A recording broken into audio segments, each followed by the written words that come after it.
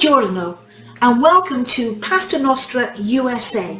My name is Susie Evans Ardovini and I'm here to help you be pasta perfect. One of the first things we're going to talk about is possibly the nemesis of making pasta, and that's the type of flour that you use to make it. In Italy, when people are making pasta at home, they use typically what this is known as Tipo 00 flour. This is a very, very fine flour. It's made with soft wheat and it's ground almost to a dust. It's perfect for making homemade pasta. It ends up with the most beautiful texture. We will never recommend that you use all-purpose flour. All-purpose flour is a little more dense and you end up with quite a gooey, gluey style of pasta that doesn't give you that real Italian experience. Now, if you can't get a hold of Tipo 00, and the 00 here means the ground size of the wheat, then you can use Swan Down. This little handy cake box here, I bought it at Walmart just the other day and it only cost me just over $3. Swan Down, Tipo 00, pretty much the same thing. So, without further ado, let's make pasta and let's get you pasta perfect. Now the first thing we're going to want you to do is to measure everything. Italians would say to you that for every 300 grams of Tipo 00, you're going to require 3 eggs, meaning 1 egg per 100 gram.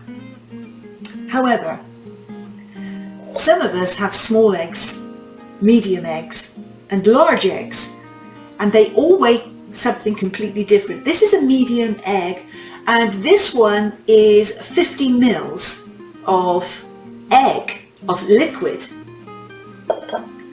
So we're going to start by measuring our flour first. 300 grams. We've measured our flour in grams and we're going to measure our eggs in milliliters. I need 175 milliliters of fluid. I'm going to crack the eggs in individually to avoid getting any shell nastiness in there. Come on, shell in your pasta. And we'll see how far we go. 1, 3. Now let's see how much fluid we've got. Yep, 150 mils of egg. I need to bring it up to 175 and we're going to use water for this. I don't use any old water. We use a natural spring water when we can find it. And this is Zephyrhills water, which I use all the time. So I'm just going to bring that measure up to 175, no more and no less. Set that to one side. 175 mils of liquid. Now when you're working with Tipo 00 flour, you always have to use egg. So whether you use 1 egg, 2 egg, the rest water, makes no difference, but you're going to have to put egg in it to achieve a nice elastic pasta. I don't make a big volcano on my counter, oh no. I put all my flour into a mixing bowl, especially if you're making this with kids. This is so much cleaner. And all I'm going to do is I'm going to take a handy fork, make a little well in the bottom there, give my eggs and water a little whisk to combine, like so, making sure I just break up each one of those yolks. Then I'm going to pour that into the flour, just in a steady stream, stirring all the time, bringing the egg and flour together. Throw it all in, just like so. And as you can see, it's a bit of a mess. That's why we're using a fork. And that is why it's up here. If you put this all out onto the counter, it can get a bit unruly and quite difficult to manage. We're going for you making pasta perfect, so in a bowl, best way to start. I always do it this way actually. Okay, once it gets a little bit too heavy to stir it around and you've got some glued together and some not glued together, that's where we move from a fork to our hands. Now at this stage, all of this in here is still a bit of a sticky mess. So I'm going to put some gloves on because that's going to help me get that brought together very, very quickly. And I've already washed my hands and I don't have to do it again if I've got my handy dandy gloves on. Alrighty, take the excess off of the fork. Put that over there, let's get that out of the way. And then just start pressing this together with your fingers. Just bring it together, sort of mimicking a little mix. I'm pressing as much of this together as possible to form a dough, but I haven't quite got there yet. So what we're going to do, it gets a little difficult to mix it in there. I'm just going to tip it out onto the counter, like so. You can see it's stuck to my glove. It's not very attractive, is it? So get rid of that. Take all that off. And you're going to start kneading the pasta. Now, kneading pasta isn't like kneading bread. We're not aiming to put air into the dough. We're aiming to make the dough dense. So as I roll this pasta, all I'm doing is I'm pushing, rolling, pushing, rolling, pushing. I'm not pulling. Pushing, rolling. And as I push, I'm going to push it across the debris that I've got on the counter.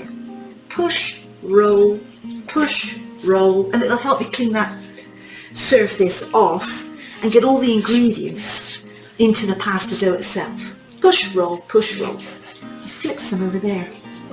Come to mama. Okay, bring them all back. After a while it gets really tricky to even use the gloves. Cleaning off the counter by pushing the pasta down onto the counter, picking it up, rolling it in. Push, roll, and you may find that your pasta feels dry. It's not, it just hasn't got warm yet. Or it may be a little bit too wet. If you follow the recipe that I've given you, it shouldn't be. It may feel a little bit sticky, but we've still got some kneading to do. Okay, I'm just going to roll that all over the counter. Pick up all the bits. Let me show you. Now you can see it's a little bit speckly. Still a nice dough. However, gloves off, because this is where we get serious. You're going to knead this now for up to 10 minutes in exactly the same way as you've been doing to pick up all the stuff off of the counter. Push, roll, push, roll. It's a nice little workout. Now, my dough doesn't feel sticky. It doesn't feel dry. It just looks a little bit freaky. But you know what? We've got another 9 minutes to go yet. So I'm going to speed this little portion up. Just a little bit. Stop talking. And I'll be back in just a moment.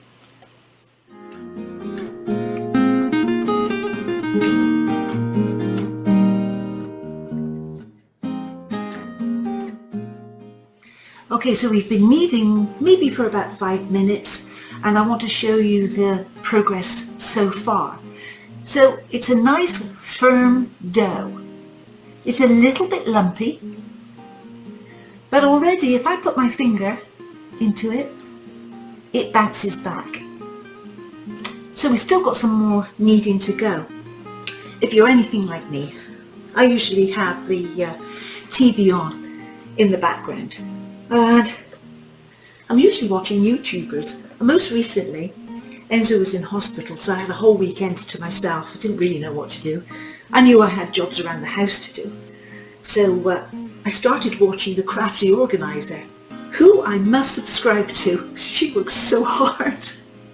And I must send her, she doesn't know me from Adam. I just watched her videos all over the weekend. But I must thank her for being there and helping me sort out all my cupboards and drawers in the kitchen. At one stage I had it all over the kitchen, it was everywhere. Now I'm nicely organised. Managed to dump the stuff I don't need, donate another load of other stuff. So yeah, I must subscribe to her.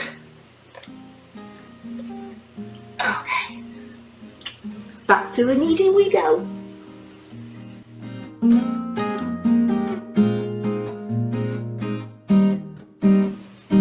Once you've been kneading your flour for a while, you can start to use another technique for kneading that helps get all the little creases out.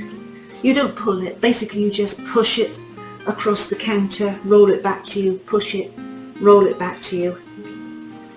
And then when you've finished, you end up with a beautiful pasta dough. Just love it when a plan comes together, don't you? Okay, here we have the finished pasta dough.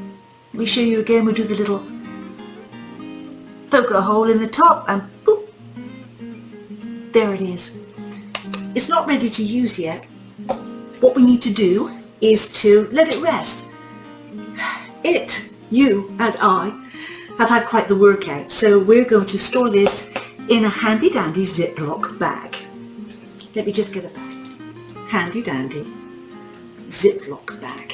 What we're going to do first, before we put it in the bag, is we're just going to roll it around in some flour so it covers, because the last thing you want to do is to put it into that Ziploc bag where it will a whole molecular process is going on where your dough is warming and gluten is being formed and it's looking lovely. If you don't cover it in flour, all that warming that it does, it'll do inside there, and then you'll be dragging it out of there when you're ready to use it. So we don't want to do that.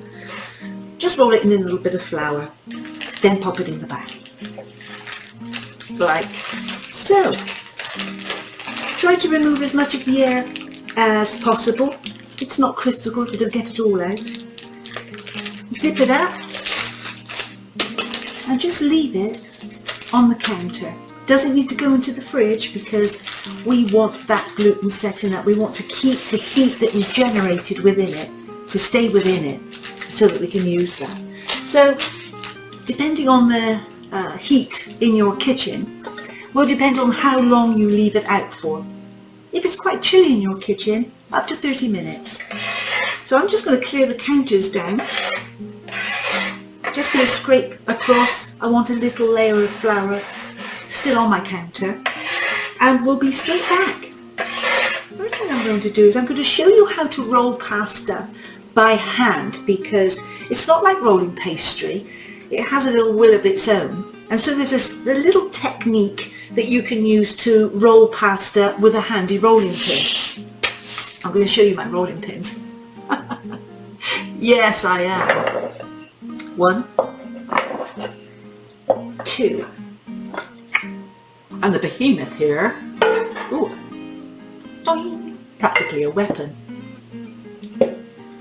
If I was making a lot of pasta and I wanted to roll it out and cover the whole counter, I would roll it out by hand, because for me to use a small pasta machine would take extra time. So a lot of the time when Italians are making their own pasta at home, they're using this and they're rolling it across their counter. But the technique I'm going to show you is pretty much the same, whether they're using this size, or these little mini size. I'm going to take the one in the middle, just because I can, and we're going to take our dough, because we covered it in flour, she just slides out of the bag. We're going to take our dough and we're just going to cut it into quarters. I'm only going to use a little bit at a time because I want to show you how much you can make with just this small amount of dough. Look how much we have here. It's about a pound of dough. It's about 450 grams, so it's enough to feed 4 people, maybe 3. And if you're really wanting a really big pasta hit, 2. All the stuff that I'm not working with just goes back into the bag. Thing is with pasta, you cannot roll it back and forth. It just won't work. You'll end up with a big mass on your rolling pin and it just won't work. What you need to do is push the pasta away as you roll it. Push, push. Now I've got a lightly floured board here because I still have a tiny little layer sat in the grooves in the wood surface here. 1, 2. But if I thought it was going to be a little bit sticky, 1, 2. Now I'm going to turn it over. 1, 2. I'm really not worried about the shape of my pasta right now. 1, 2. It's a little bit sticky, and if you followed the recipe that we did right at the very beginning, you should have a beautiful velvet non-sticky piece of pasta. But if you find it is a little bit tacky, just dab your fingers in this little handy pile of flour over here and just rub it in. Dab it, rub it in. Turn it. Now talking to you, I can't remember how many times I turned it. Anyway, this is how you roll it, okay? Push and push. You apply quite a bit of pressure. Push and push. Turn, push and push. Now when you've got quite a size, push and push. Turn it over. If I had a very big piece of pasta covering this work surface, I would use this technique. So I take my pasta and I hang it over the edge of my counter space here. So imagine if I had a very big piece, there would be quite a bit hanging here, but gravity would help it stretch, even if it's only by a little bit. Every little bit helps. This is the technique for doing that if you've got a larger piece of pasta. I'm just going to demonstrate it to you on this piece of pasta here. 1, 2. Roll it over, put it down. 1, 2. Roll it over, pick it up, turn it, put it down. And so you've always got a piece hanging over the edge, like so. Now, I'm trying to roll this piece until I can see the counter through it, basically. Yes, I've got to turn it over, so we'll do that now. Okay, remember to turn it over because it's so stretchy, you need to become the master of it. So you need to bend it to your own will. And I just use 2 pushes. That works for me every time.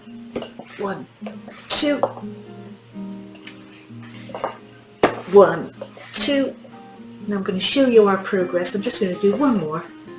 1, 2. It's still, I've hardly added any flour to it.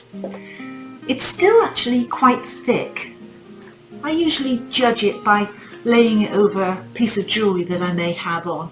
If I can see my jewellery through it, then we've sort of reached the thickness that we need. For our purposes right now, this isn't quite the job. Okay, so we're going to just keep going. So just watch. I'm going to speed this little section up a little bit and I'm going to come back to you and show you what we've achieved.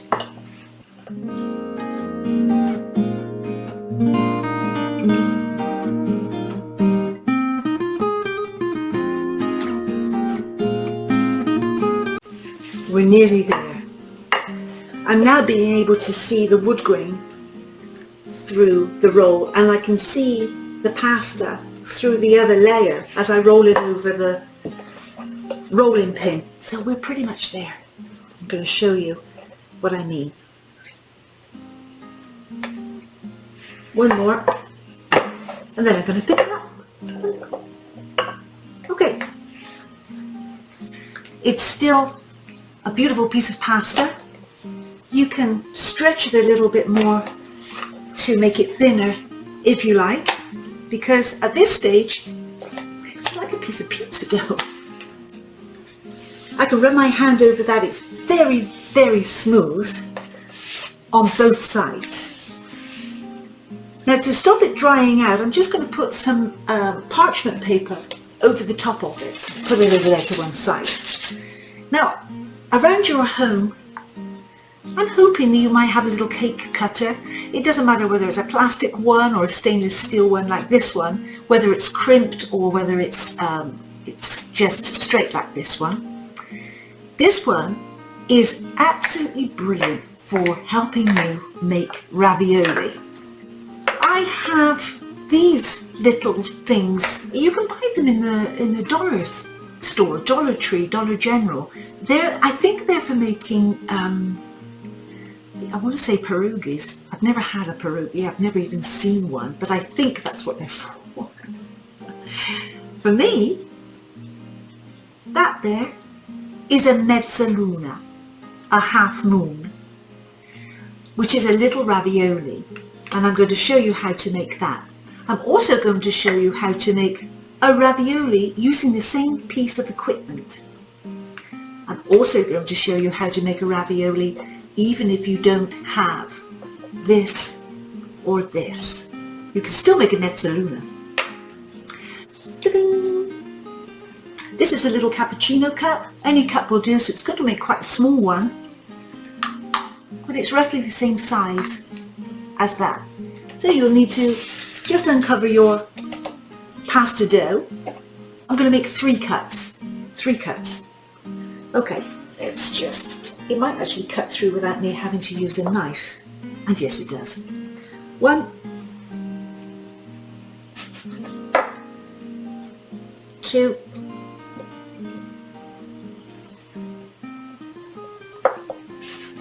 3. Any pasta dough that you're not using, we're just going to tuck under here. So for the time being, I'm just going to work with this one. I'm going to pop that in. I've made some filling with ricotta, Parmesan cheese, a little bit of pecorino, a little bit of garlic, and that's all. But you can see it's actually very, very solid. It needs to be spreadable. Now I have to say at this point that cream cheese won't work in this. I don't add egg to any filling of my ravioli. I never have done. I actually like the cleanness of making a ravioli with a filling that actually complements a nice tomato sauce. So I don't want to put egg in it. Egg makes it very light and actually a completely different texture. So this is just ricotta. If you have a ricotta which is quite watery, you'll need to drain it in order to help create this little solid mass. Anyway, I'm just going to put it in the middle. I hope you can see that okay. In the middle there of my little circle. And then I'm just going to fold one edge over the other and start to pinch the edges down. So let's pinch the edges down here as we go.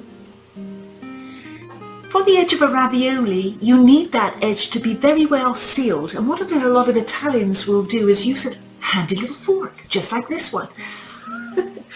So what we're going to do is press very, very lightly and crimp it around the outside, like so. And you have a perfectly good little mezzaluna ravioli, totally made by hand. I'm going to pop that under here. And I'm going to show you another technique. This time we're going to need 2 pieces, and we're going to make another little mound of cheese in the center. So we've just cut these out with a cup. Okay, you're going to take this, put it over the top, and I gently press down with my fingers, only gently, because you just need for the top layer to fit the bottom layer. Press it down with your fingers. So you've started off like this. So there's a little opening there. To make sure it doesn't bleed out when you cook it, you just press around the edges with your handy dandy tool called a fork, just to seal those edges down.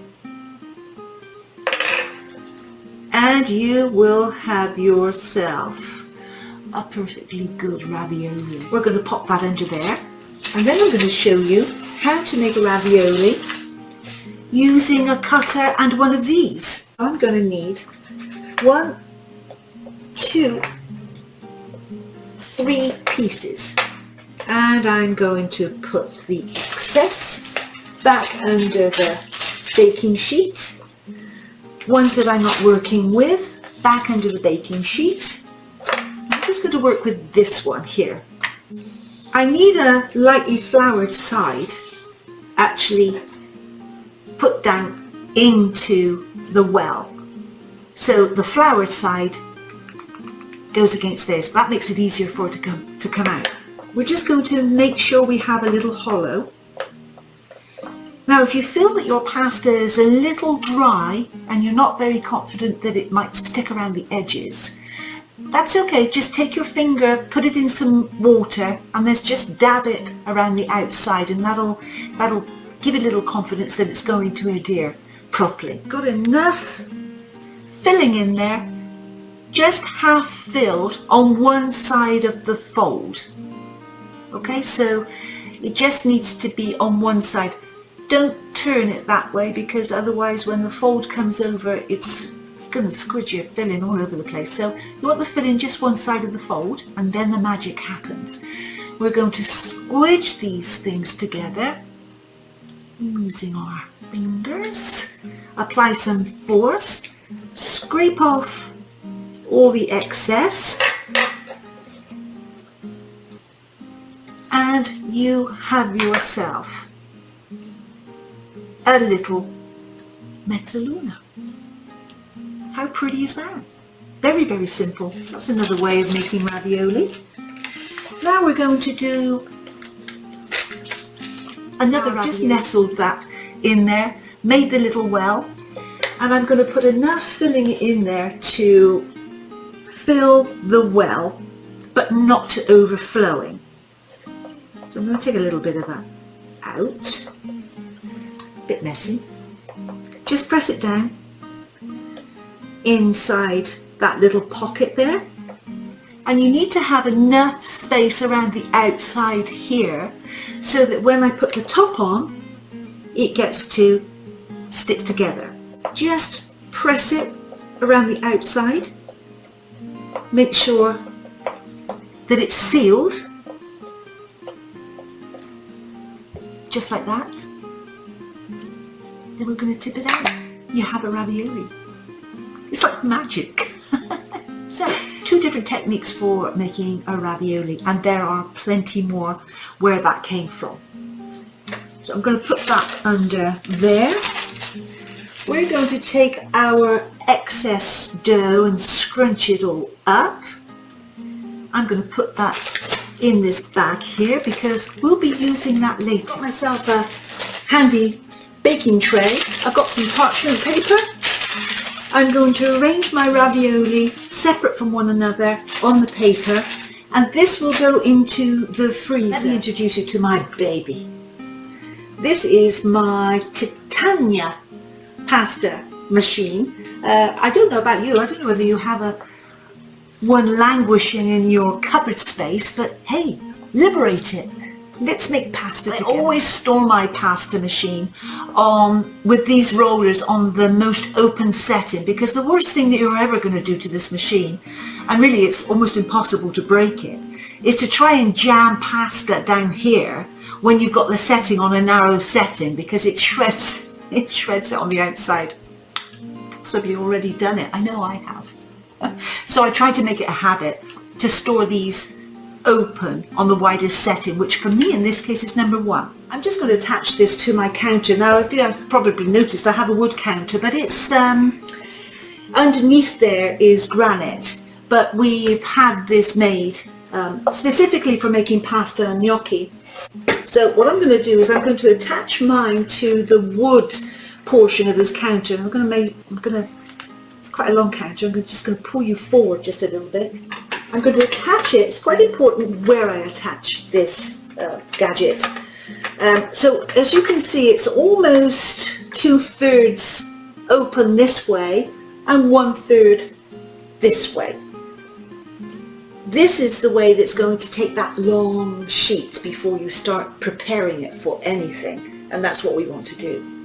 That's there. I'm set on number 1. going to shove my handle in there. I'm going to just move my pasta, my pile of flour here, which I'm using as my little dust pile, just to the back there. And I'm going to show you, this is another style of ravioli. It makes 36 tiny little ravioli. And, as if by magic, it's the right size and width for this machine. So we're going to show you quickly how to make 36 little pieces of pasta. That's really basically enough for 3 people as a serving, possibly 4, depending on how you're serving it. So let's go ahead, take out, not the piece that we used earlier, I'm just going to take a fresh piece of dough, and it's got quite worn in there, so it's a little sticky, and that's what our little flour dusting pile is for. I'm set on number 1, and I can see how wide that is, but I can't just go ahead and whop this into the pasta machine, so we need to roll it out just a little. Try to get it, this initial roll, to the size of the machine. Doesn't fit that way, it's a little bit too small, but it fits lovely that way. I'm going to dust it a little bit with some flour, not much, just picking some flour up between my fingers. A little bit on one side, a little bit on the other, because I don't want it to stick in the machine. And as we put the pasta through this machine, it's going to get thinner, and there's a potential for it to get quite sticky. But again, if you followed the recipe, you should have absolutely zero problem. Just a word about your machine. Handle in there. When you turn your handle to feed the pasta through the machine, you want to gently keep pushing the handle towards the machine. So you're just gently applying some pressure. If you don't do that, the handle just comes off, falls on the floor, hits you on the toe. It's just a nightmare. We're going to feed the pasta down into the machine, and we're going to allow it to get that initial hook, let it go, and feed it through. We're going to take it up to number 2. Hold it over the machine, let it get that initial hook, let it go, push the handle towards the machine, and feed the pasta through. Now you can see I'm getting a couple of little rounded edges. Now you can fold that over and put that through the machine. At this stage I really don't worry about that, because I'm just going to trim those off. Up another one, we're now on number 3. In we go, and gently guide the machine out. Now these little ends here, I am going to trim off. That one and that one. You can put these pieces in the bag. So the nice thing is about pasta dough, you can just keep using it. Alright, push it up to number 4. We're going to feed the pasta dough back through. Let it go, push the handle as you turn it, guide the pasta out, and you can afford to sort of give it a little stretch as you go. Number 5. In it goes, drop it back, stretch it out and gently pull it. It's very, very elastic, and I'm going to show you that right now. Here you have a sheet of pasta. You can see my fingers through it. And it's very, very stretchy. And we're going to use this because when it came out of the machine, it is the perfect size to fit on there. I'm going to put that to one side, and I'm going to quickly roll another one. Take the piece that we had before, just going to knead it around a little bit, soften it up, and pop it through the machine in exactly the same way. I might speed up the process a little bit, and I'm going to be back with you in just a moment. back on number 1.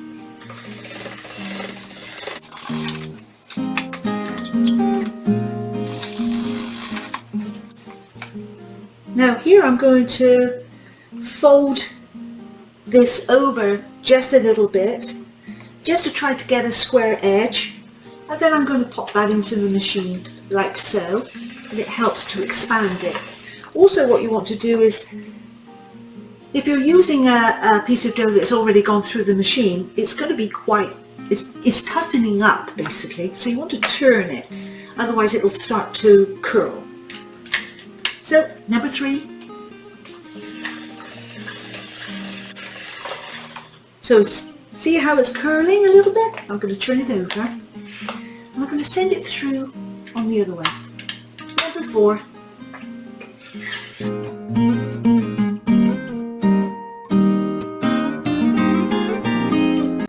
So I'm going to give it a little stretch this way. You see, it actually can take quite a beating. A little stretch that way. And that one fits up over the top. So I'm going to trim off the non-square corner just a little bit. The one on the tray, what we want to do is just to make sure that the one side that you apply to the tray is lightly floured. So it makes it easier for you to get that ravioli out and deal with it. Otherwise you're sort of ripping it off this thing. Okay, we're just going to layer that over the mould. I'm going to stretch it out to the sides just a little bit, like so.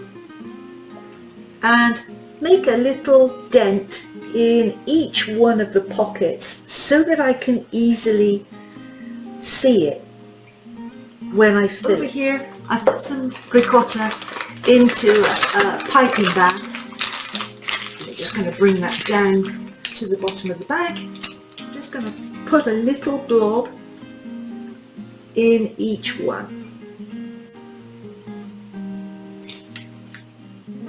Just make sure you get a little bit, and as you can see it's actually not very much, just a tiny little piece. I'll show you and then I'll get back to it. Just a tiny little dot. Here we have it. It's our little tray of raviolis. You can see that they're only tiny little pieces, maybe about the size of my thumbnail. It may take you a while to do that, and I always have a little handy spray of just Florida water in here, and I spritz this area very lightly, not much, before I put the top on. So all we're going to do is layer the top. Let's just make sure we've got a look how great that is. You know you've made great pasta when you can really mess around with it and there are no holes in it. Okay, we're going to just layer that over the top there, like so. Don't worry if it doesn't fit exactly. I'm just going to stretch it out so that I have the whole tray covered. And then, oops-a-daisy, we moved. And then I'm just going to press it lightly with my hands, and that's to just push the filling down into each one of those little wells. Then we take our handy dandy rolling pin, and actually fact, if you buy these trays in a packet, they do come with a little rolling pin attached. So we're just going to roll each one, each little layer. We've secured it, and now is the time of glory. It's my favourite part. Just tip it upside down, and you'll notice with these trays there's a little handle there. See? So you have the tray underneath this little handle. Just hold the handle and start to separate the handle from the pasta, and gravity will do the rest as you gently pull it away, like so. And in no time at all, you have a tray of little raviolis. And we need to separate them. I have a little crimper roller.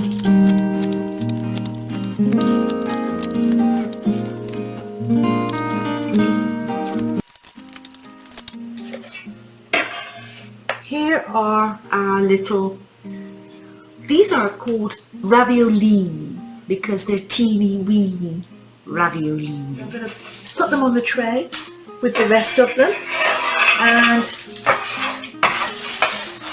into the freezer they go. And you want to keep them separate as you're freezing them because afterwards you can put them in, once they're frozen and separated, you can put them in Ziploc bags and freeze them until you are ready to eat them. Actually, the same goes for the dough. Once you've made your dough, if you get a moment to make it and then find you don't have time to make pasta, you can freeze your dough too. All you need to do is put it in a bag and try and get as much of the air out as possible. So these are going to go into the freezer. Look how much we've made. It's actually quite a lot. The next thing we're going to do is show you how to make fettuccine with your machine. So as I pull the dough out of the bag, it's a little sticky around the edges. We're going to roll it a little bit, turn it over, roll it a little bit. So you're sort of trying to make a square that fits the top of your machine, like so. We're going to dust it, only a little bit, with a little bit of flour, turn it over, dust it, even though it's not sticky. Make sure we've got a nice thickness to it. Now, make sure your machine is on number 1. Let it get a hold of your pasta. Come on, there it goes. Push the handle in and just keep turning as you guide your pasta out the other end. Okay, up to number 2. Now I want you to know if you were using a rolling pin to roll out your pasta, that you can cut your fettuccine, pappardelle, fettuccines, all ribbon pastas out with just a pizza cutter. So where are we at now? Number 4, as you can see, it's getting longer and longer, but I'm going to gently guide it out of the other side. This time I'm not going to worry about this little sticky outy piece here that we've created, just because it's not squared off. Doesn't really matter.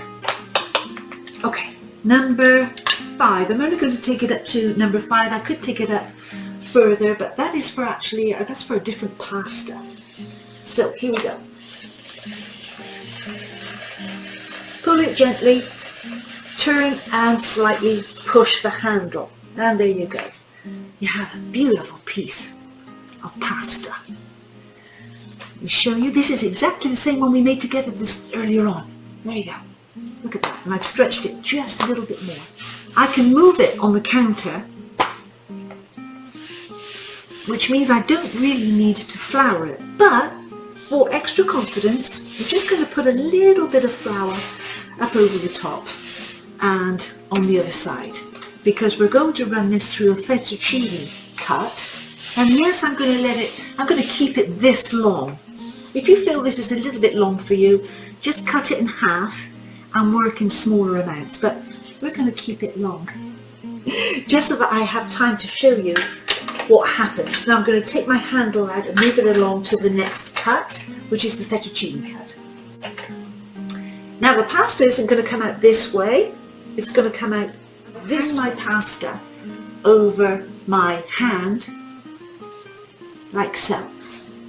Okay, get it comfy, and if you've got the straightest edge, if it's not very straight, just cut it off if you don't feel confident. I'm going to let it roll through there. As soon as I get a hook on that pasta there, I'm going to let it go and I'm going to drop it to the side there, which leaves me free to pull the fettuccine out of the pasta machine here. You don't want to stop turning once you've started. And here we go. And it goes in quite quickly. There we go. And it starts to come out the other side. Keep rolling, keep pushing, keep rolling, keep pushing. Keep pushing. Look at that beautiful fettuccine. Yes, it's long. Who cares? It's more fun that way. Now, what I'm going to do, I've seen lots of people hang it over all sorts of things. I guess because they're drying it. Well, we want to keep ours fresh, and I'm going to freeze it. So what I want to do is to lightly coat it in some flour all over if I can. So all I do is I just dip it into the flour. You could do this to music. And then just put it onto the counter and separate it off a little bit and leave it there to show you how to roll this fettuccine into those pretty little nests in just a moment, once it's dried just a little bit. So just separate it off. Flour is helping to absorb any excess moisture while we make another one. I need to set the machine to 0, put the handle into the area where the rollers are, and then we are good to go.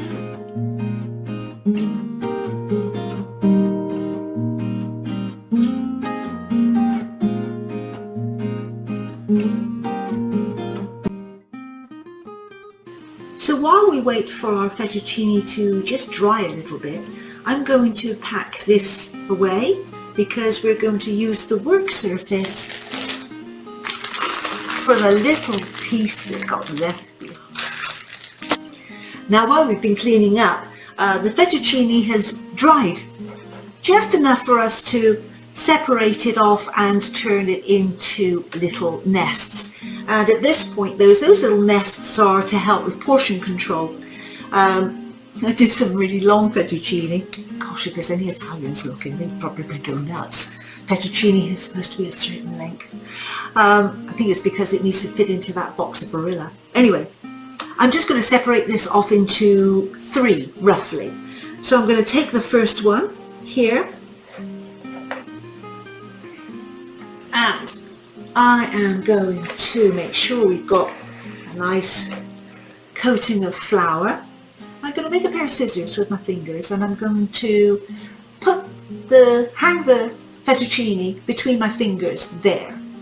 And then I'm not going to worry about the overhang. Then I'm just going to roll, roll, roll, and roll that around my fingers to make a little nest. So there's one nest. Separate them off. These are actually quite long. Take a pair of scissors, and I might go the other way. Oop. Roll, roll, roll, and make a little nest, just like that. And we're going to have 3 nests. A little bit left over. Just add that to your pile here. It actually really smells very nice, this pasta. Okay, ready? Last one. Pair of scissors. Roll, roll, roll. That's one great big giant nest. Now what I'm going to do is add this to my tray of goodies that I have in the freezer. Clear the area down again, and we're going to show you something else to do with those leftovers. This is all the pasta that we've made so far. It's actually quite a lot. Now it's frozen just a little bit, I can shove it over to one side and put these fettuccine nests on the tray too. Again, freeze them down, put them in a Ziploc bag, and they only take about 4 to 5 minutes to cook, even from frozen. Raviolis take a little bit longer, maybe 5-6 minutes, but not too long. We'll cook some up in a moment for Enzo to eat. Surprising. So don't tell anybody. I'll put this in the freezer. I'll be right back. With that away, again we're going to clean down our counter here. I'm trying to pick up all the little bits of debris here. Now, there's still a little layer of flour on the counter, which is actually going to be very helpful to me in the next pasta that I'm going to make. This one, all it requires basically is a counter, pair of hands, and a fork. And if you have it, either one of these little gnocchi boards or one of those mats that you make sushi. You roll sushi. Now, because this pasta has been worked, it might feel a little bit dry, so I don't want you to spray the pasta. I want you to spray your hands. Okay? Sort of touch the pasta all over and then start rolling it. I've got a piece here that's about the same width as my baby finger, and I'm going to cut it into tiny, tiny little nuggets. You want these to be quite small because your pasta is very dense. But this particular pasta, known as cavatelli or gnocchetti sardi, is great for baking. And what I do, because I'm quite frugal, I was raised poor, and so yeah, we were always taught you have to look after and protect and make sure you get the most out of everything. So all we're going to do, I'm going to use my fork first, is to take the, I'm going to show you not the end piece, take the cut side, okay, so the side that you sliced down into, not the rolling side which is already soft, the open wound if you like. Now we're going to put that onto a fork, just above the tines of a fork. We're going to gently roll it backwards and then roll it forwards over the tines of the fork so that you end up with grooves on the outside. I don't know if you can see that. Little grooves on the outside and a nice hollow on the center, because that's going to help it cook evenly. On the cut side, down on the top of the tines of the fork, just roll it back, press it back quite hard, and then pressing it quite hard, drag it over the tines of the fork, like so, and then just roll it off. You end up with a piece of pasta. So I'm going to do a couple of them like that so that you can watch me do it. Okay, here we go. To show you how easy it is. If it feels like it's a little bit sticky on the tines of the fork, dust your fork in some flour and they will roll over and off very, very simply. Okay, so those are those there. They look pretty, don't they? You made that with your bare hands. How about that? Now we're going to use this. It's exactly the same technique. So you need the gnocchi board down onto the counter flat, and then put the cut side down, roll back gently, and then pull forward, rolling it as you go, just like that. And it's also got a little dent in the center, and that helps it cook evenly. So with this one, what I quite like about this one is I can do two at a time. So if I'm making quite a few, I would use either this or the way I make my gnocchi, which is what this is, it's a little gnocchi board, I use a sushi mat. So I'm just going to finish these up and I'll show you later.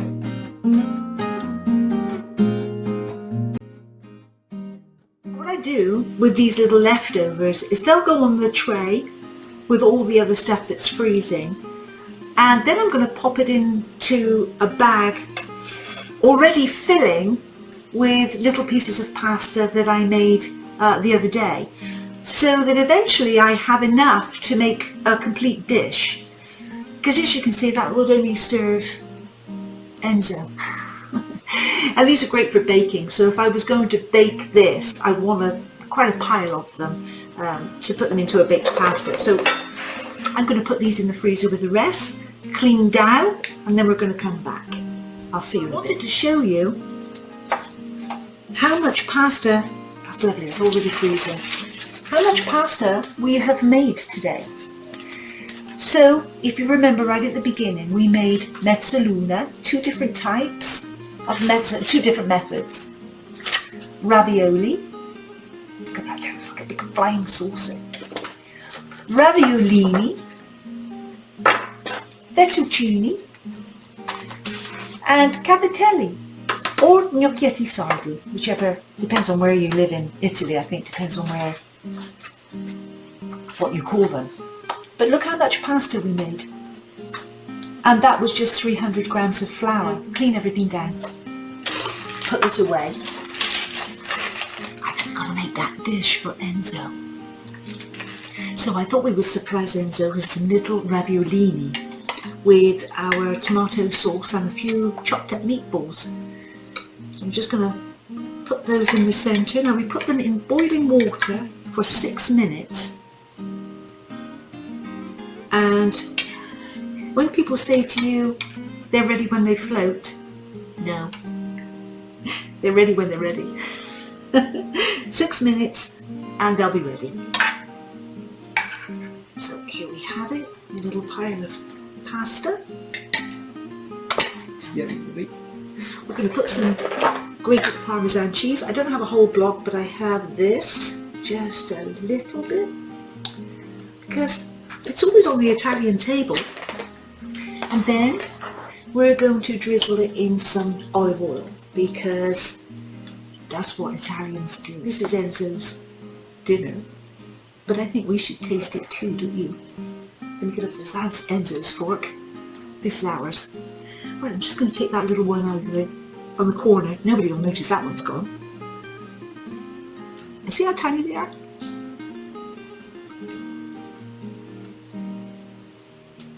Perfect. You really can't go wrong. And if you're used to buying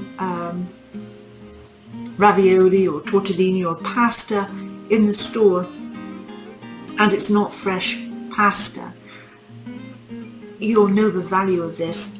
This is truly an Italian experience. I hope you've had fun with us. I know I've had fun.